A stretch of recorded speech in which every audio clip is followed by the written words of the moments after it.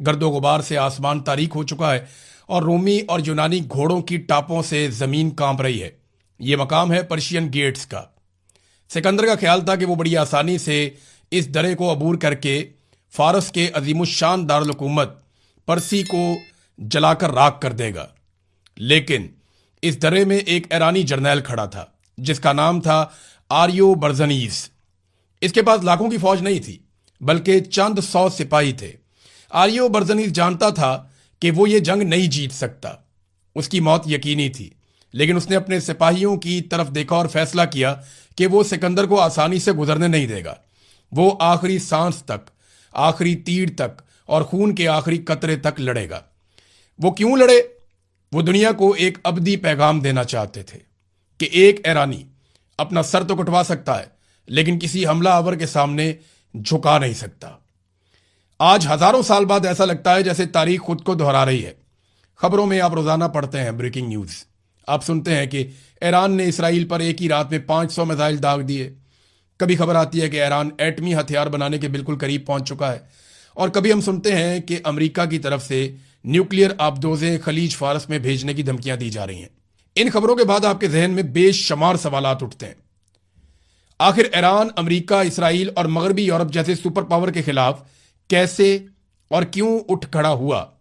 کیا ایران واقعی پوری دنیا کے لیے ایک عالمی خطرہ ہے یا کوئی جارح ہے، یا پھر یہ 6000 سال پرانی تہذیب رکھنے والی ایک ایسی قوم کی بقا کی جنگ ہے جسے پچھلے 125 سالوں سے مسلسل دیوار سے لگانے کی، غلام بنانے کی اور اس کے وسائل لوٹنے کی کوشش کی جا رہی ہے؟ آج ہم یہ سمجھنے کی کوشش کریں گے کہ ایران کا نفسیاتی ڈھانچہ کیا ہے، یہ قوم جھکتی کیوں نہیں ہے، یہ ہار کیوں نہیں مانتے، یہ راکھ کے ڈھیر سے بار بار کیسے اٹھ کر کھڑے ہو جاتے ہیں۔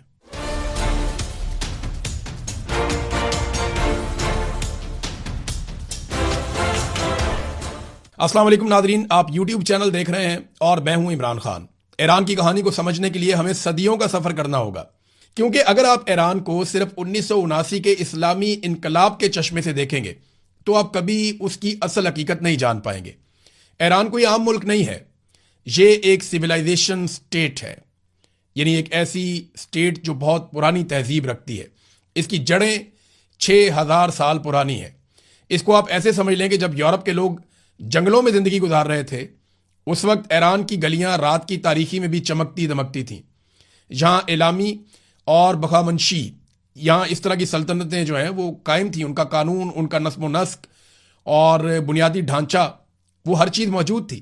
آج سے تقریباً 2500 سال پہلے، 6 صدی قبل مسیح میں، تاریخ کا سب سے روشن باب ایران میں ہی لکھا گیا۔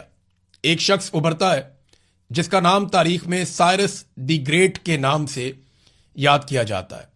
اس نے ایک ایسی سلطنت کی بنیاد رکھی جو ہندوستان کے دریاؤں سے لے کر افریقہ اور یونان کے 3 برے اعظموں تک پھیلی ہوئی تھی۔ لیکن سائرس کا اصل کمال اس کی تلوار نہیں تھا، اس کا نظریہ تھا۔ وہ دنیا کا پہلا حکمران تھا جس نے انسانی حقوق کا تصور پیش کیا۔ اس نے بابل کو فتح کرنے کے بعد مٹی کے ایک سلنڈر کے اوپر، جسے آج بھی دنیا جانتی ہے اور سائرس سلنڈر کے نام سے وہ پہچانا جاتا ہے، مٹی کے ایک سلنڈر پر اس نے وہ باتیں لکھی جو آج کا اقوام متحدہ پوری دنیا کو سکھاتا ہے۔ میں کسی پر اپنا مذہب مسلط نہیں کروں گا، غلاموں کو آزاد کیا جائے گا، ہر قوم کو اپنی ثقافت کی آزادی ہوگی۔ اس قانون کے تحت اس نے یہودیوں کو بابل کی قید سے چھڑوایا اور یروشلم واپس بھیجا تاکہ وہ دوبارہ سے اپنا ٹیمپل تعمیر کر سکیں، جسے وہ ہیکل سلیمانی کہتے ہیں۔ اس دور میں جب فاتح بادشاہ سروں کے مینار بناتے تھے، ایران کا بادشاہ مذہبی رواداری کا قانون لکھ رہا تھا۔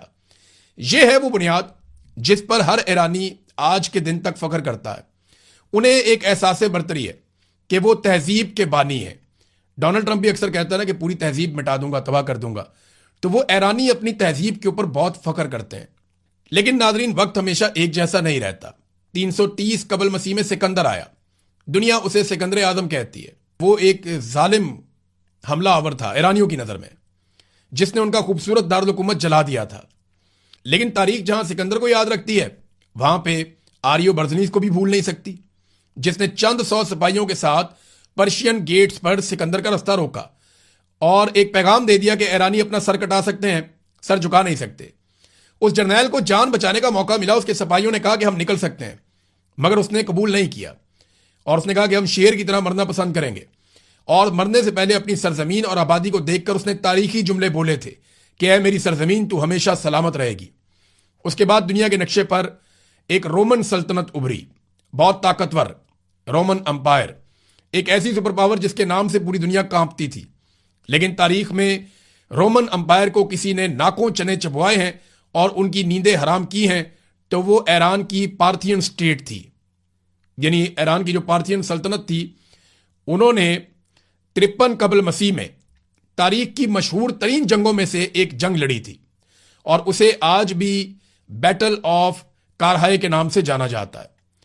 یہ روم کا سب سے طاقتور اور امیر جرنیل تھا کراسس، ایک انتہائی عظیم اور بھاری ہتھیاروں سے لیس فوج لے کر ایران پر اس نے چڑھائی کی۔ اس کے مقابلے میں ایرانی سپہ سالار سورینا کی فوج بہت چھوٹی تھی، جس میں زیادہ تر گھڑ سوار اور تیر انداز تھے، لیکن سورینا کی جنگی حکمت عملی بہت کمال تھی۔ ایرانیوں نے اس دن ایک نیا حربہ استعمال کیا جسے پارتھین شاٹ کہا جاتا ہے، یعنی وہ گھوڑے پر پیچھے کی طرف بھاگتے تھے اور اچانک مڑ کر دشمن پر تیروں کی بارش کر دیتے تھے۔ رومن فوج اس اچانک اور تیز رفتار حملے کے سامنے ریت کی دیوار ثابت ہوئی۔ ہزاروں رومی فوجی مارے گئے اور کراسس کا سر کاٹ کر ایرانی بادشاہ کو پیش کر دیا گیا۔ یہ جنگ آج بھی بتاتی ہے کہ ایران بڑی سپر پاورز کی بڑی فوجوں سے خوفزدہ ہونے والا ملک نہیں ہے۔ اس نے کم تعداد اور کم ہتھیاروں کے باوجود طاقتور فوجوں کا مقابلہ کیا ہے، اور پھر 13ویں صدی عیسوی میں ایران پر ایک بہت بڑی قیامت ٹوٹتی ہے جس کا تصور کر کے آج بھی رونگٹے کھڑے ہو جاتے ہیں۔ چنگیز خان اور ہلاکو خان، ان لوگوں نے یعنی منگولوں نے حملہ کر دیا ایران کے اوپر اور ایران کی اینٹ سے اینٹ بجا دی۔ یہ ایران کی تاریخ کا سب سے تاریک اور خونی دور تھا۔ منگولوں نے شہروں کے شہر صفحہ ہستی سے مٹا دیے، مردوں، عورتوں، بچوں کا قتل عام کیا، انسانوں کی کھوپڑیوں کے مینار بنائے، ایران کے عظیم الشان نہری اور آبپاشی کے نظام کو تباہ و برباد کر دیا، جس نے زراعت کو صدیوں پیچھے دھکیل دیا، بغداد اور نیشا پور کی عظیم لائبریریوں کو جلا کر راکھ کر دیا۔ تاریخ میں یہ کہا جاتا ہے کہ دریاؤں کا پانی پہلے انسانی خون سے سرخ ہوا اور پھر وہاں موجود کتابوں کی سیاہی سے کالا پڑ گیا۔ بظاہر ایسا لگتا تھا کہ ایران اور اس کی تہذیب ہمیشہ کے لیے مٹ چکی ہے، لیکن یہاں تاریخ کا ایک اور حیرت انگیز معجزہ ہوتا ہے۔ ایران نے منگولوں کو میدان جنگ میں تو شکست نہیں دی، لیکن ثقافت اور سافٹ پاور کے میدان میں عبرتناک شکست دے دی۔ کچھ ہی دہائیوں کے بعد وہ ظالم منگول جنہوں نے ایران کو تباہ کیا تھا، وہ خود فارسی بولنے لگے، ایرانی لباس پہننے لگے، انہوں نے اسلام قبول کر لیا اور ایرانی وزراء سے حکومت چلانے کے طریقے سیکھنے لگے۔ ایران نے اپنے قاتلوں اور فاتحین کو ہی ایرانی بنا لیا تھا۔ وہ جانتے ہیں کہ تلوار سے ہاری ہوئی جنگ قلم اور کلچر سے کیسے جیتی جا سکتی ہے۔ زبان، ادب اور ثقافت کے ذریعے انہوں نے اپنی شناخت کو مرنے نہیں دیا، جبکہ انہیں مارنے والوں نے اپنی شناخت کو وہاں قتل ہوتے ہوئے دیکھا۔ اب ذرا آگے بڑھتے ہیں اور 20ویں صدی عیسوی کی طرف آتے ہیں، جہاں تیل کی دریافت ہوتی ہے۔ ایران ویسے تو خوش قسمت ہے، وہاں بہت تیل نکل آیا، لیکن وہی تیل ایران کے لیے عذاب بن گیا۔ 1901 میں ایک انگریز ولیم ڈی آرسی نے ایران کے کمزور بادشاہ سے ایک معاہدہ کیا، اور جب 1908 میں تیل نکل آیا تو برطانیہ کی نیت بدل گئی۔ اینگلو پرشین آئل کمپنی قائم ہوئی، جسے آج بھی بی پی کے نام سے یا برٹش پیٹرولیم کے نام سے دنیا جانتی ہے۔ معاہدہ اس طرح کا کیا گیا، یہ تو کھلی ڈکیتی تھی۔ ایرانی تیل کے منافع کا 84% حصہ برطانیہ لے جاتا تھا، اور 16% تھوڑا سا حصہ جو بچتا تھا وہ ایران کو ملتا تھا۔ برطانوی بحریہ ایران کے تیل پر پوری دنیا پر راج کر رہی تھی، اور ایران کے اپنے بچے بھوک سے مر رہے تھے۔ سن 1951 میں اس ظلم کے خلاف ایران میں ایک مرد مجاہد کھڑا ہوا، ایران کے منتخب جمہوری وزیر اعظم ڈاکٹر محمد مصدق۔ انہوں نے ایک ہی جھٹکے میں برطانوی کمپنی کو باہر نکالا اور تیل کو نیشنلائز کر لیا۔ یہ مغرب کے منہ پہ ایک بڑا زوردار تماچا تھا۔ جب برطانیہ کو کوئی سمجھ نہیں آئی تو وہ امریکہ کے پاس گیا اور جھوٹا پروپیگنڈا کیا کہ مصدق روس کے ساتھ مل کر کمیونسٹ بن رہا ہے۔ سی آئی اے نے 1953 میں برطانیہ کی MI6 سے مل کر تاریخ کا سب سے شرمناک اور خفیہ آپریشن کیا، جسے آپریشن اجیکس کے نام سے آج بھی جانا جاتا ہے۔ ایرانی فوج کے غدار جرنیلوں کو خریدا گیا، سڑکوں پر پیسے بانٹ کر ہنگامے کروائے گئے، اور ایک ہستی کھیلتی جمہوری حکومت کا تختہ الٹ کر رضا شاہ پہلوی کو کٹپتلی بادشاہ بنا کر مسلط کر دیا گیا. جو امریکہ آج ایران میں جمہوریت کا راگ الاپتا ہے نا، اس نے اپنے تیل کے مفادات کے لیے ایران کی حقیقی جمہوریت کا اپنے ہاتھوں سے اس دور میں گلا گھونٹا تھا. شاہ کے دور کی پرانی تصاویر دکھا کر دنیا کو یہ سمجھایا جاتا ہے کہ ایران کتنا لبرل اور ماڈرن تھا، لیکن وہ صرف تہران کے صرف تھوڑے سے امیر لوگوں کی ایک جھلک ہے. پس پردہ 90% ایران غربت اور خوف کے سائے میں جی رہا تھا. شاہ ایران خلیج میں ایران کا policeman of the gulf یعنی چوکیدار بن چکا تھا، اور اس کی ایک خفیہ ایجنسی بھی تھی جس کا نام تھا ساواک، اور اس ایجنسی کو خود CIA نے اور اسرائیل کی موساد نے ٹریننگ دی تھی، جس کا کام ہر مخالف آواز کو اٹھانا، ٹارچر کرنا اور غائب کر دینا تھا.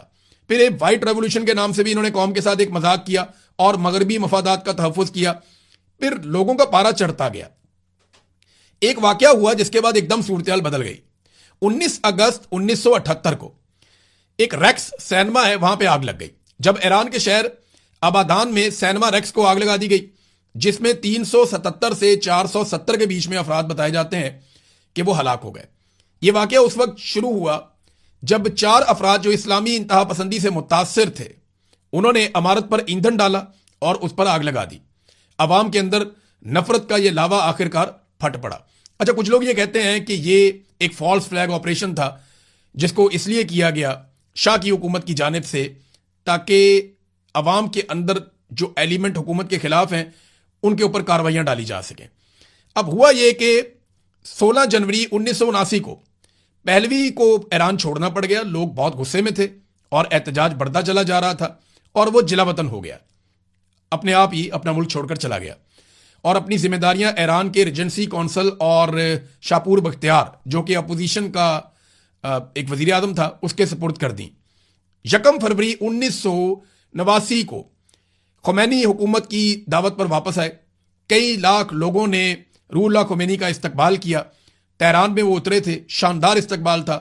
عوام کے اندر نفرت کا یہ لاوا پھٹ پڑا تھا، اور خمینی کی قیادت میں جو انقلاب آیا وہ صرف مذہبی نہیں بلکہ ایک سخت سامراج دشمن انقلاب تھا. ان کا ایک بڑا واضح نعرہ تھا.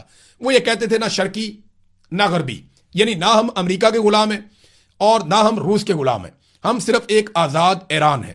یہاں ایک بات میں کلیئر کر دوں، اور کئی حوالوں سے ایرانی انقلاب کے بعد بننے والی حکومت پر انگلیاں اٹھائی جاتی رہی ہیں. سپریم لیڈر کے کردار پر، ان کے غیر معمولی اختیارات پر سوالات اٹھتے رہے ہیں، جبکہ ایران میں جمہوریت کے نام پر اٹھنے والی مخالف آوازوں کو طاقت سے کچلا بھی گیا ہے. مغربی میڈیا میں اس میں بہت ساری خبریں پھیلائی جاتی ہیں، بہت ساری کہانیاں سنائی جاتی ہیں، مگر وہ ساری سچ نہیں ہیں اور نہ ہی وہ ساری جھوٹ ہیں. ایرانی رجیم کے حمایتیوں کے بقول امریکہ اور اس کے اتحادیوں کے پے در پے حملوں اور لگاتار سازشوں نے ایرانی حکومت کو اندرونی طور پر بھی سخت پوزیشن لینے پر مجبور کیا ہے. بہرحال یہ ہمارا آج کا موضوع نہیں ہے.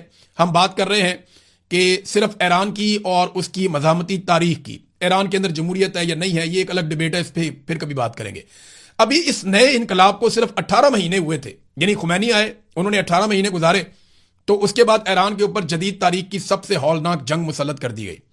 22 ستمبر 1980 کو صدام حسین نے، جو اس وقت عراق کا حکمران تھا، اس نے ایران پر حملہ کر دیا. اس جنگ کا آپ توازن دیکھیے، ایک طرف اکیلا ایران تھا جس کا سارا دفاعی نظام انقلاب کی وجہ سے بکھر گیا تھا، اور دوسری طرف صدام حسین جسے امریکہ کی سپورٹ تھی، فرانس لڑاکا طیارے دے رہا تھا، جرمنی کیمیکل ہتھیار بنانے کا سامان دے رہا تھا، خلیجی ممالک اس کو اربوں ڈالر نقد فراہم کر رہے تھے. تو یہ 8 سال تک جنگ چلتی رہی. ایرانی شہروں پر اندھا دھند میزائل برسائے گئے، تہران کی گلیوں میں بمباری ہوئی اور معصوم عوام پر کیمیکل گیس کا استعمال کیا گیا، جس کے زخم جو ہیں وہ آج بھی بہت سارے مقتولین کی شکل میں موجود ہیں. آج بھی وہ اثرات موجود ہیں ایران میں. جنگ کے آغاز میں ایران کے پاس کوئی بیلسٹک میزائل پروگرام نہیں تھا، کیونکہ مغربی اتحادیوں نے اسلحے کی سپلائی ایران کو بند کر دی تھی. ایران صرف اپنی فضائیہ کے طیاروں اور روایتی توپ خانے پر انحصار کر رہا تھا، جبکہ عراق سوویت یونین کے اسکڈ بی میزائلوں سے ایرانی شہروں کو نشانہ بنا رہا تھا. لیکن 1984 میں، یعنی 4 سال مار کھانے کے بعد، ایران نے اس کا توڑ ڈھونڈ لیا. اس نے شمالی کوریا سے ہواسانگ 5 اور لیبیا جیسے ذرائع سے اسکڈ بی میزائل حاصل کیے اور عراقی دارالحکومت بغداد کو لگاتار نشانہ بنانا شروع کر دیا. تاریخ اس واقعے کو شہروں کی لڑائی یا وار آف سٹیز کے نام سے یاد کرتی ہے. یعنی ایک طرف تہران تھا، ایک طرف بغداد تھا، اور بمباری چل رہی تھی. ٹیکنالوجی اور عالمی سپورٹ کی اس قدر کمی کے باوجود ایران اس جنگ میں 8 سال تک ڈٹا رہا. صدام کا چند دنوں میں فتح کرنے کا جو خواب تھا وہ چکنا چور ہو گیا اور لاکھوں جانوں اور تباہ شدہ معیشت کے ساتھ یہ جنگ 1988 میں ختم ہو گئی۔ اس تلخ تجربے نے، یہ جو جنگ کا ہوا، ایرانی قیادت کو ایک حتمی سبق سکھا دیا کہ مصیبت میں دنیا میں تمہارا کوئی دوست نہیں ہوتا، تمہیں اپنا دفاع خود کرنا ہوگا۔ آج جو آپ ایران کا خطرناک میزائل پروگرام دیکھ رہے ہیں یا پاسداران انقلاب دیکھ رہے ہیں، یہ کوئی شوق سے نہیں بنایا گیا، بلکہ اسی جنگ کا پیدا کردہ دفاعی حصار ہے۔ امریکہ نے ایران پر تاریخ کی سخت ترین پابندیاں لگائیں تاکہ اس کی معیشت تباہ ہو جائے اور عوام سڑکوں پہ آ جائیں، کینسر کی دوائیاں تک روک دی گئیں، لیکن ایران نے گھٹنے ٹیکنے کی بجائے اپنی ایک مزاحمتی معیشت اور خود انحصاری کا ایک ماڈل بنا لیا۔ جب انہیں دنیا سے کچھ نہیں ملا تو انہوں نے خود اپنے ڈرونز بنانے شروع کر دیے، اپنے سیٹلائٹ خلا میں بھیجے، اور آج ایران نینو ٹیکنالوجی اور سٹیم سیل ریسرچ میں دنیا کے صفحے اول کے ممالک میں سے ایک ہے۔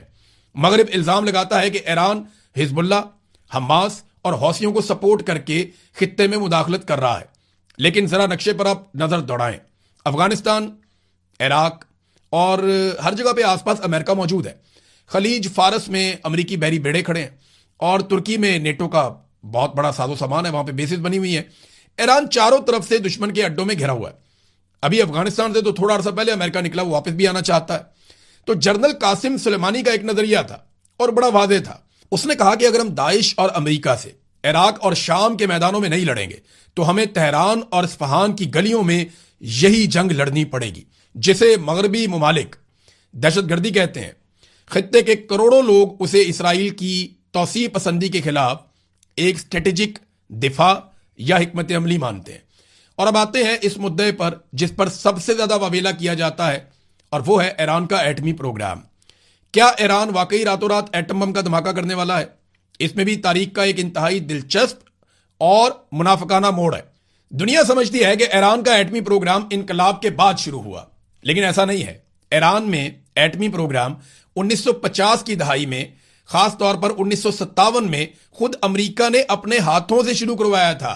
جی ہاں، امریکہ نے کروایا تھا، اور اس وقت اس کو نام دیا گیا تھا ایٹم فار پیس۔ اور شاہ ایران کی اس وقت حکومت تھی، وہ امریکن کو بہت پسند تھے، تو ایران کو ایٹمی ری ایکٹر، ٹیکنالوجی اور یورینیم یہ فراہم کیا گیا تھا۔ تب یہ پروگرام بالکل حلال تھا، جائز تھا، اور اس پر کوئی خطرے کی گھنٹی بھی نہیں بجتی تھی، کیونکہ شاہ ایران ان کا اپنا فرما بردار دوست تھا، ان کا اپنا وفادار تھا۔ لیکن جب 1979 کا انقلاب آیا اور ایران ایک خود مختار ملک بن گیا تو اچانک مغربی دنیا کو شک ہونے لگا کہ ایران بجلی نہیں بلکہ ایٹم بم بنا رہا ہے۔ حالانکہ ایران کے سپریم لیڈر آیت اللہ علی خامنئی نے باقاعدہ شرعی طور پر ایک فتویٰ جاری کیا تھا کہ ایٹمی ہتھیار، کیمیائی اور بایولوجیکل ہتھیار بنانا اور استعمال کرنا اسلام میں حرام ہے، کیونکہ یہ معصوم انسانوں کا قتل عام کرتے ہیں۔ 2015 میں ایک طویل سفارتی عمل کے بعد ایران اور عالمی طاقتوں کے درمیان ایک تاریخی معاہدہ ہوا جسے JCPOA کہتے ہیں۔ براک اوباما نے اس میں بڑا امپورٹنٹ رول پلے کیا تھا۔ ایران نے دنیا کے سامنے اپنا پروگرام انتہائی محدود کر دیا اور سخت ترین عالمی نگرانی قبول کر دی۔ ایران نے اپنا نگرانی کا وعدہ پورا کیا، لیکن پھر 2018 میں ڈونلڈ ٹرمپ آیا اور اس نے یہ بغیر کسی ثبوت کے یک طرفہ طور پر اس بین الاقوامی معاہدے کو پھاڑ کر کوڑے دان میں پھینک دیا اور ایران پر دوبارہ سخت پابندیاں لگا دی گئیں۔ آج اگر ایران دوبارہ یورینیم افزودگی کر رہا ہے تو اس کا 100% ذمہ دار امریکہ ہے، جس نے ایک معاہدہ توڑا۔ آج ایران کا موقف یہ ہے کہ ہم بم نہیں بنانا چاہتے، لیکن ہم ایٹمی طاقت بننے کی پوری صلاحیت حاصل کرنا چاہتے ہیں تاکہ ہمارے لیے ایک عالمی انشورنس کا کام کرے، کیونکہ تاریخ گواہ ہے کہ اس جنگل کے قانون والی دنیا میں کمزور کو جینے کا حق نہیں دیا جاتا۔